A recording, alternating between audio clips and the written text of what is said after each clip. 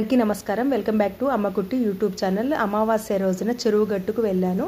అక్కడ దేవుడు శ్రీ పార్వతీ జడల రామలింగేశ్వర స్వామి ఉంటాడు. ఈ టెంపుల్ వచ్చేసి నల్గొండకు దగ్గరలో చెరువు గట్టులో ఉంటుంది. మేము వెళ్ళగానే గుండం దగ్గరికి వెళ్ళి అక్కడ కాళ్ళు చేతులు కడుక్కొని ఆ వాటర్ అనేది నెత్తి మీద చల్లుకొని ఇంకా మేము లైన్ ద్వారా వెళ్ళాము. ఇక్కడ పబ్లిక్ చూడండి, చాలామంది వచ్చారు అమావాస్య కాబట్టి. మేము వచ్చేసరికి 10:30 అయింది. ఇక్కడ ఈ టెంపుల్ దగ్గరికి వచ్చేసరికి టెంపుల్కి రావడము నేను ఇది సెకండ్ టైము. ఫస్ట్ సారి వచ్చినప్పుడు అయితే మాత్రము 3-4 అయింది. ఈరోజు మాత్రం జనం అందరూ ఉన్నారు. కాకపోతే ఆల్రెడీ మేము లేటుగా వచ్చాం కాబట్టి మాకు ఎవరు లేరన్నట్టు క్యూలో తొందరగానే వెళ్తున్నాము. అయితే ఇక్కడ 50 రూపీస్ టికెట్ అని ఉంటుంది. ఆ దారి ద్వారా వెళ్తేనేమో తొందరగా దేవుని దగ్గరికి వెళ్తాము. అదే 3 గుండ్ల దర్శనము అని 10 రూపీస్ ఉంటుంది. అదైతే మాత్రము మొత్తం చుట్టూ తిరిగి వెళ్ళాలన్నట్టు చాలా టైం అవుతుంది.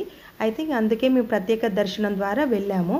అయితే ఇక్కడి నుంచి కనిపిస్తుంది కదండి, అక్కడికి వెళ్ళాలి మనం. 3 గుండ్ల మీద ఉంటాడు రామలింగేశ్వర స్వామి, అక్కడ వరకు వెళ్ళాలి.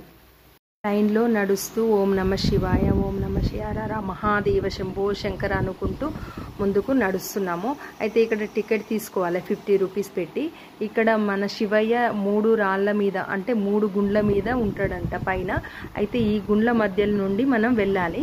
చూడండి జనం వెళ్తున్నారు ఇక్కడి నుంచి. అయితే చీకటిగా ఉండడం వల్ల కొద్దిగా వీడియోలో సరిగ్గా కనిపించడం లేదు. ఓం నమ శివాయ, హర మహాదేవ శంభో శంకర అనుకుంటూ మనం పైకి ఎక్కాలి. ఓం నమ శివాయ, ఓం నమ శివాయ అనుకుంటూ మనము శివయ్యను స్మరించుకుంటూ వెళ్తే మాత్రం ఎంత కొండలైనా ఎన్ని రాళ్ళైనా మనం దాటుకొని శివయ్య దగ్గరికి చేరుకుంటాం అనేది నిజమేనండి.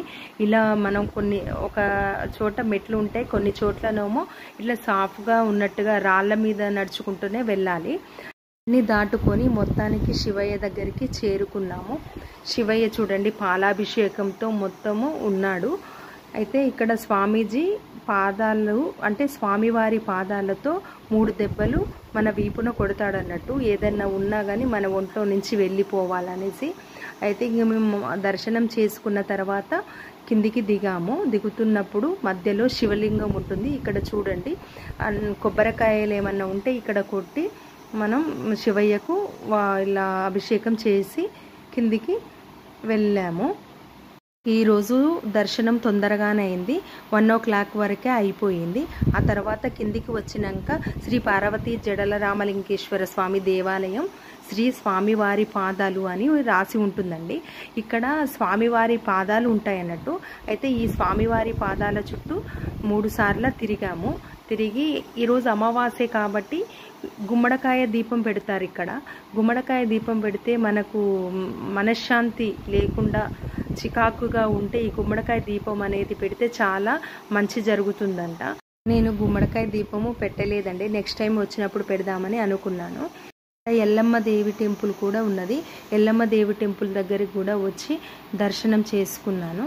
అయితే ఎల్లమ్మ టెంపుల్ దగ్గర మొత్తము చెక్కతో చేసిన చిన్న ఉయ్యాలలు ఇక్కడ ఎల్లమ్మ టెంపుల్ దగ్గర మొత్తము కట్టారండి. అంటే సంతానం లేని వాళ్ళు చాలా నమ్మకంతో ఇక్కడ కట్టారు. అయితే ఇక్కడ కంపల్సరీ కట్టారనుకోండి, కంపల్సరీ సంతాన భాగ్యం కూడా కలుగుతుందండి. ఇక్కడ అందరూ అలానే కట్టారు. ఆ తర్వాత శ్రీ కాలభైరవ స్వామి ఆలయం కూడా ఉన్నది. కాకపోతే టైం వచ్చేసి 1 o'clock అవుతుంది కాబట్టి గుడి అనేది ఇట్లా గేట్లు క్లోజ్ చేశారు. ఆ తర్వాత చిన్న నాగులమ్మ టెంపుల్ ఉంది. ఆ తర్వాత హనుమాన్ టెంపుల్ని దర్శించుకొని ఆ తర్వాత ఇక్కడ పరశురాముడు స్వామి కూడా ఉన్నాడు. అయితే పరశురాముడు స్వామిని కూడా దర్శించుకొని ఇంకా ఆ తర్వాత కిందికి బయలుదేరాము. అయితే కింద పార్వతీదేవి ఉన్నారు కొండ కింద. కాకపోతే తల్లిని దర్శించుకున్నాం కానీ వీడియో తీయలేకపోయాను. నెక్స్ట్ టైము తీస్తాను. ఆ వీడియో నచ్చినట్లయితే please like, share, subscribe and comment.